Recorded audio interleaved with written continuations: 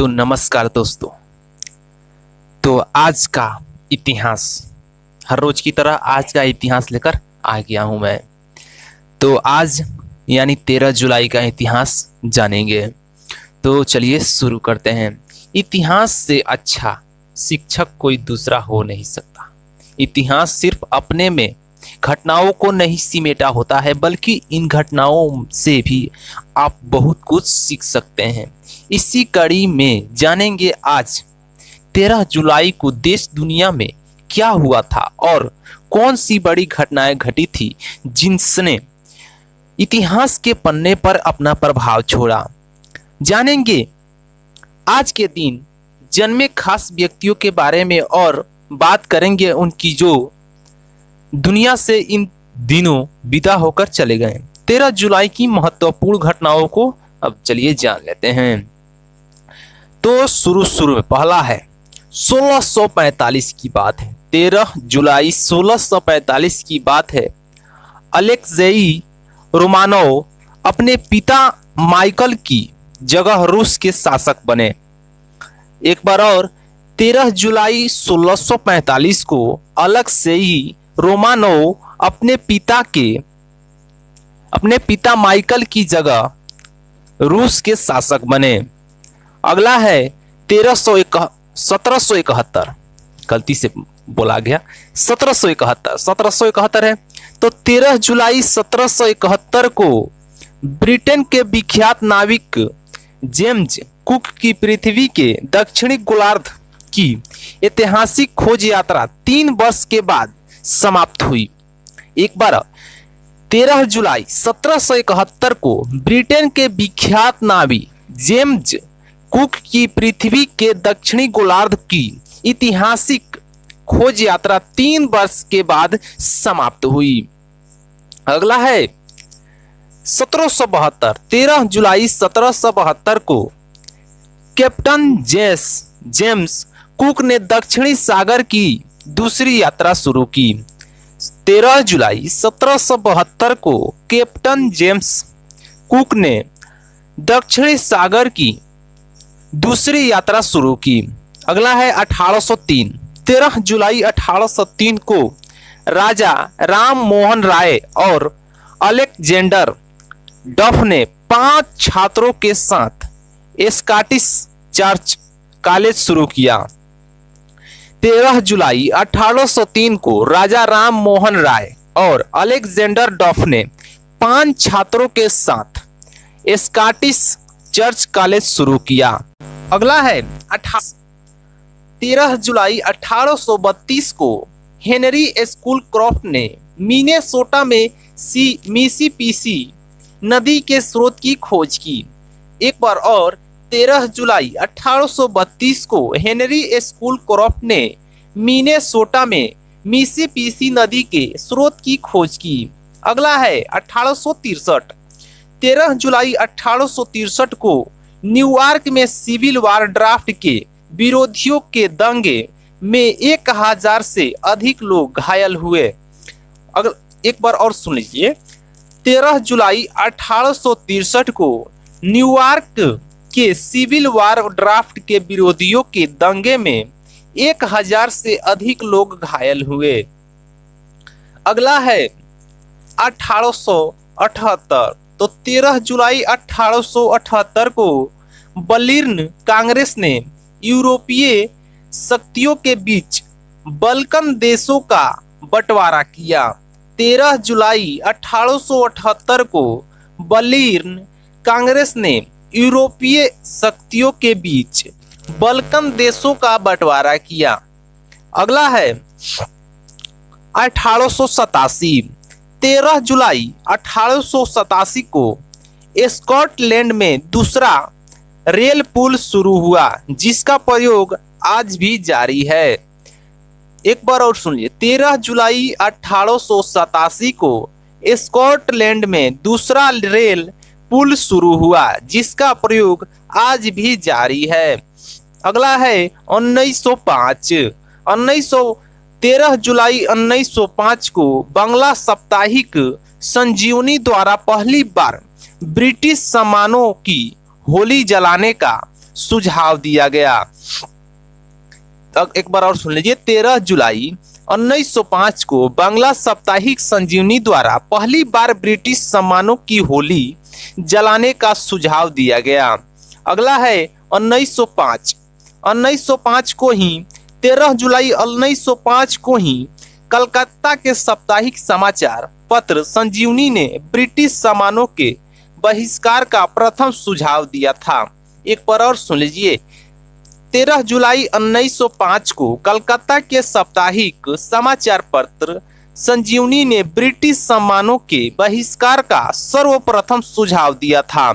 अगला है 1908। 13 जुलाई 1908 को लंदन में चौथा आधुनिक ओलंपिक खेल शुरू हुआ। 13 जुलाई 1908 को लंदन में चौथा आधुनिक ओलंपिक खेल शुरू हुआ। अगला है 1918। तो 13 जुलाई 1918 को टोकायाम की खाड़ी में जापानी युद्धपोत के विस्फोट हुआ, जिसमें 500 लोगों की मौत हुई। 13 जुलाई 1918 को टोकायाम की खाड़ी में जापानी युद्धपोत में विस्फोट हुआ, जिसमें 500 लोगों की मौत हुई। अगला है 1929।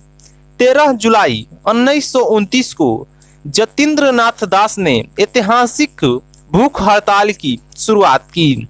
13 जुलाई 1929 को जतीन्द्र नाथ दास ने ऐतिहासिक भूख हड़ताल की शुरुआत की। अगला है 1945। मेक्सिको मरुस्थल में पहला परमाणु बम परीक्षण के लिए लाया गया। 13 जुलाई 1945 को मेक्सिको मरुस्थल में पहला परमाणु बम परीक्षण के लिए लाया गया। अगला है 1974। 13 जुलाई 1974 को हेंगडिगले में भारत ने अपना पहला वनडे मैच इंग्लैंड के साथ खेला। 13 जुलाई 1974 को हेंगडिगले में भारत ने अपना पहला वनडे मैच इंग्लैंड के खिलाफ खेला। अगला है 1977। 13 जुलाई 1977 को आपातकाल में के दौरान भारत रत्न, पद्म विभूषण आदि जैसे लोक सम्मान वापस लिए गए। एक बार और सुन लीजिए। 13 जुलाई 1977 को आपातकाल के दौरान भारत रत्न, पद्म विभूषण आदि जैसे लोक सम्मान वापस लिए गए। अगला है 2001। तो 13 जुलाई 2001 को वर्ष 2008 के ओलंपिक खेलों की बेजबानी चीन को सौंपी